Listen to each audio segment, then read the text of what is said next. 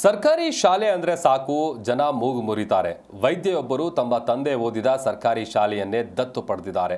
ಸಮಾಜಕ್ಕೆ ಮರಳಿ ಏನನ್ನಾದರೂ ಕೊಡುಗೆ ನೀಡಲು ಕೇವಲ ಅಪಾರ ಹಣವೊಂದೇ ಸಾಕಾಗೋದಿಲ್ಲ. ಅದಕ್ಕೆ ಪೂರಕವಾದ ಮನಸ್ಸು ಬೇಕು ಎಂಬುದನ್ನು ಈ ವೈದ್ಯರು ಸಾಬೀತು ಮಾಡಿದ್ದಾರೆ ನೋಡಿ. ಹಾಗಾದರೆ ಆ ವೈದ್ಯರು ಯಾರು, ಯಾವ ಜಿಲ್ಲೆಯವರು ಅನ್ನೋದರ ಕಂಪ್ಲೀಟ್ ಡೀಟೇಲ್ಸ್ ಇಲ್ಲಿದೆ ನೋಡಿ.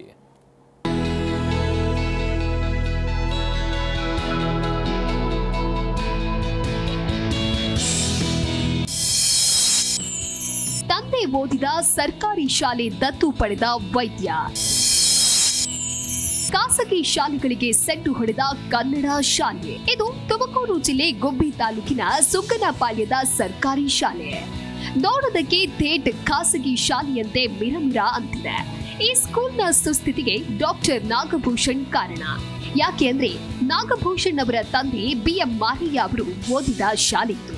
ಈ ಪ್ರೀತಿಗಾಗಿ ಬಾಲ್ಯದಲ್ಲಿ ಓದಿದ ಸರ್ಕಾರಿ ಶಾಲೆಯನ್ನ ದತ್ತು ಪಡೆದು ಇಂದಿನ ಆಧುನಿಕ ಖಾಸಗಿ ಶಾಲೆಗಳು ಹುಬ್ಬೇರಿಸುವಂತಹ ಮಾದರಿ ಶಾಲೆಯನ್ನಾಗಿ ಪರಿವರ್ತಿಸಿದ್ದಾರೆ. ಶಿಕ್ಷಣ ಕ್ಷೇತ್ರದಲ್ಲಿ ಸುದೀರ್ಘ ಸೇವೆ ಸಲ್ಲಿಸಿದ ತಮ್ಮ ತಂದೆ BM ಮಾರಯ್ಯ ಅವರ ಸವಿ ನೆನಪಿನಲ್ಲಿ ಡಾಕ್ಟರ್ ನಾಗಭೂಷಣ್ ಈ ಶಾಲೆಯನ್ನ ಅಧಿಕೃತವಾಗಿ ದತ್ತು ಪಡೆದುಕೊಂಡಿದ್ದಾರೆ.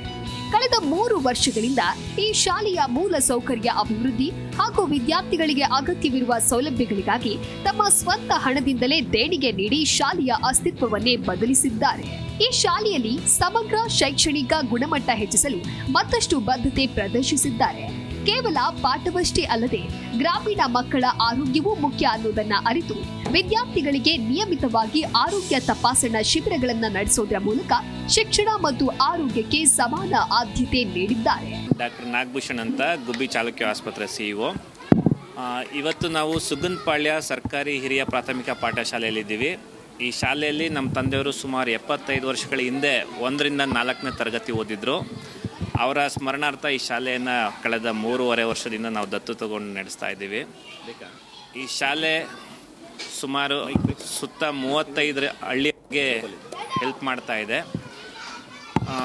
10 ವರ್ಷಗಳ ಹಿಂದೆ ಈ ಶಾಲೆಯಲ್ಲಿ ಕೇವಲ 55 ಮಕ್ಕಳಿದ್ರು.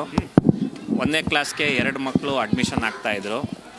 ಕೋವಿಡಿಂದಾಗಿ ಆ 2 ಮಕ್ಕಳು 5 ಮಕ್ಕಳಾದರು 1ನೇ ಕ್ಲಾಸ್ಗೆ ಅಡ್ಮಿಷನ್ನು 2021ರಲ್ಲಿ. ಮತ್ತು ಟೋಟಲ್ ನಂಬರ್ ಆಫ್ ಅಡ್ಮಿಷನ್ಸ್ ಬಂದು 96 ಇತ್ತು. ನಾವು ಆ ಟೈಮ್ನಲ್ಲಿ ಶಾಲೆಯನ್ನು ದತ್ತು ತಗೊಂಡು ಕಳೆದ 3 ವರ್ಷ ಕಂಪ್ಲೀಟ್ ಮಾಡಿ ಇದು 4ನೇ ವರ್ಷ. ಇವಾಗ ಅದೇ ಸಂಖ್ಯೆ ಕಳೆದ 3 ವರ್ಷದಲ್ಲಿ 1ನೇ ಕ್ಲಾಸ್ಗೆ 30+ ಅಡ್ಮಿಷನ್ಸ್ ಆಗ್ತಾ ಇದೆ. ಗ್ರಾಮೀಣ ಭಾಗದ ಬಡ ಮಕ್ಕಳಿಗೂ ಗುಣಮಟ್ಟದ ಶಿಕ್ಷಣ ಸಿಗಬೇಕು ಮತ್ತು ಸರ್ಕಾರಿ ಶಾಲೆಗಳ ಮೇಲಿನ ಸಾರ್ವಜನಿಕರ ವಿಶ್ವಾಸ ಮತ್ತಷ್ಟು ಗಟ್ಟಿಯಾಗಬೇಕು ಅನ್ನೋದೇ ಈ ವೈದ್ಯರ ಏಕೈಕ ಕನಸಾಗಿದೆ. ಅವರ ಈ ನಿರಂತರ ಪ್ರಯತ್ನದಿಂದ ಇಂದು ಸುಗ್ಗನಪಾಳ್ಯ ಸರ್ಕಾರಿ ಶಾಲೆ ಖಾಸಗಿ ಶಾಲೆಗಳಿಗೆ ಸೆಡ್ಡು ಹೊಡೆಯುವ ಮಟ್ಟಕ್ಕೆ ಬೆಳೆದಿದೆ. ವೈದ್ಯರ ಈ ಅಪೂರ್ವ ಮತ್ತು ನಿಸ್ವಾರ್ಥ ಸೇವೆಯನ್ನ ಕಂಡು ಶಾಲಾ ಮಕ್ಕಳು, ಶಿಕ್ಷಕರು, ಪೋಷಕರು ಹಾಗೂ ಇಡೀ ಸುಗ್ಗನಪಾಳ್ಯ ಗ್ರಾಮಸ್ಥರು ಭಾವುಕರಾಗಿ ಹೃದಯಪೂರ್ವಕವಾಗಿ ಕೊಂಡಾಡಿದ್ದಾರೆ. ಲಕ್ಷ್ಮೀದೇವಮ್ಮ MR ಅಂತ. ನಾನು ಇಲ್ಲಿ 2 ತಿಂಗಳಿಂದ HM ಆಗಿ ಇಲ್ಲಿ ಈ ಸ್ಕೂಲಿಗೆ ಬಂದಿದ್ದೀನಿ. ಮೊದಲು ನಾನು ಇದೇ ಸ್ಕೂಲಲ್ಲಿ ಓದಿದ್ದೀನಿ.